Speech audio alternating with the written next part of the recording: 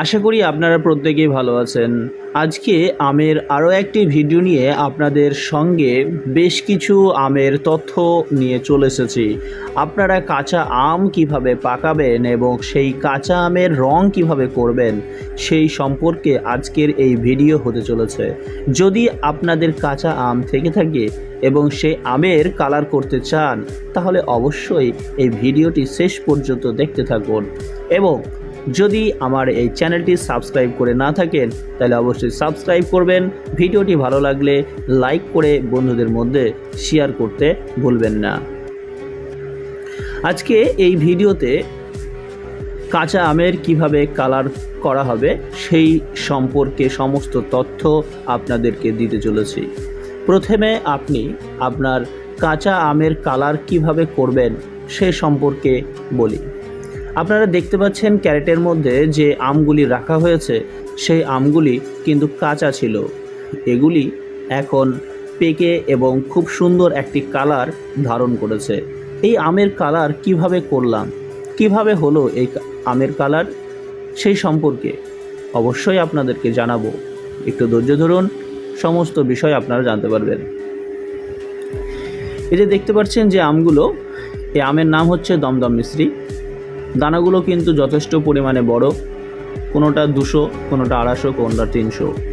এই আমগুলি পাকানোর ক্ষেত্রে যেই উপক্রমগুলি ব্যবহার করা হয়েছে, প্রথমে একটি ক্যারেট, আপনি ক্যারেটের পরিবর্তে ঝুড়ি নিতে পারেন এবং কার্টুনও নিতে পারেন। তো আমি এখানে ক্যারেট ব্যবহার করেছি। এই ক্যারেট ব্যবহার করে এবং ক্যারেটের চারিধারে যে পেপার, সেই পেপারকে মুড়িয়ে দেওয়া হয়েছে। আপনারা দেখতে পাচ্ছেন যে কিভাবে পেপার মুড়িয়ে দেওয়া হয়েছিল চারি সাইডে। যদি না দেখে থাকেন আমার একটি ভিডিও ডেসক্রিপশন বক্সে লিংক দেওয়া আছে, সেখানে গিয়ে দেখতে পারেন। এক্ষেত্রে আমরা প্রথমে যেটা বললাম সেটা হচ্ছে ক্যারেটকে চারিদিকে সুন্দর করে মুড়িয়ে রাখা হলো এবং মুড়িয়ে রাখার পর আমগুলোকে সাজিয়ে দিলেই হবে না। এখানে তার নিচে কার্বেটের পরিবর্তে ম্যাঙ্গো রিপেয়ারিং এটি ব্যবহার করা হয়েছে। ম্যাঙ্গো রিপেয়ারিং কি সেটা আপনাদেরকে দেখাচ্ছি, আপনারা দেখতে পাবেন যে ম্যাঙ্গো রিপেয়ারিং, এই যে দেখুন, এই যে ম্যাঙ্গো রিপেয়ারিং এটা ব্যবহার করা হয়েছে এই আমগুলো পাকানোর ক্ষেত্রে। এবং এইটা ব্যবহার করে কিন্তু আমের সুন্দর কালার কিন্তু আসছে।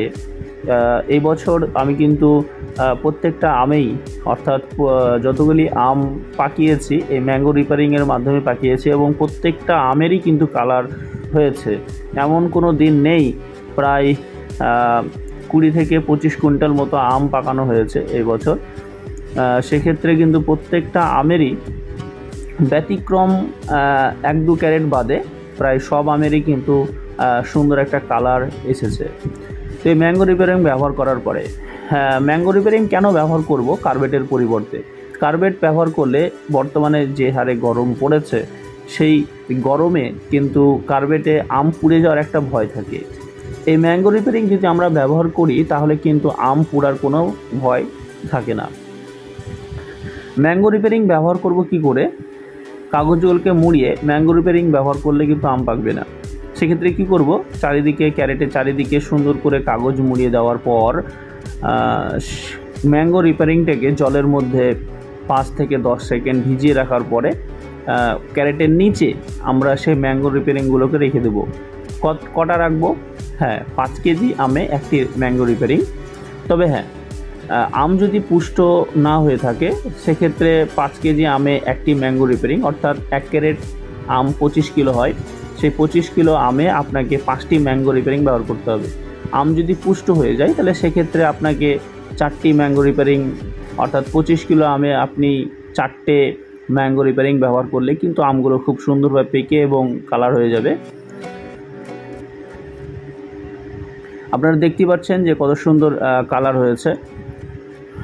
এবং তারপরে আপনাকে সুন্দর করে ক্যারেটের মধ্যে মুড়িয়ে দিতে হবে এবং মুড়িয়ে দেওয়ার পর আপনাকে প্রায় 36 থেকে 48 ঘন্টা, একটু ভুল বললাম, ক্ষমা করবেন, 40 থেকে 48 ঘন্টার মধ্যে আপনি সেই আমগুলোকে, আমের যে মুখ সেটা আপনি খুলতে পারেন।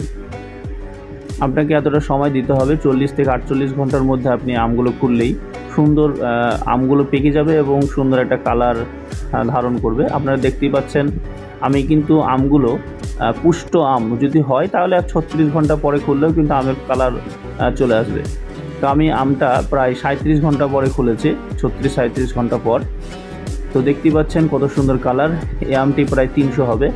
আপনার হাতের তালুতে দেখেই বুঝতে পারছেন যে আমি আমটা পুরো ধরতে পারছি না, এটা কত বড় আম সেটা বুঝতেই পারছেন। হয়তো ফোনের মাধ্যমে ভিডিও বানিয়েছি বলে হয়তো আপনারা বুঝতে পারছেন না, তবে হাতের যে তালু, সেই তালু বন্দি করার পরে আপনারা বুঝতে পারছেন, এই যে দেখতে পাচ্ছেন যে প্রায় এটা আমটা প্রায় 300 থেকে 400 গ্রাম হতে হবে। এবং কত সুন্দর কালার হয়েছে আপনারা সচক্ষে দেখতে পাচ্ছেন যে কত সুন্দর কালার, এবং আম টাইট হয়ে আছে এবং খাওয়ার উপযুক্ত হয়ে গেছে। তো ভিডিওটি ভালো লাগলে অবশ্যই আপনি আপনার বন্ধুদের মধ্যে ভিডিও শেয়ার করে দেবেন, এবং কোনো কিছু জানার থাকলে অবশ্যই কমেন্টে জানাবেন।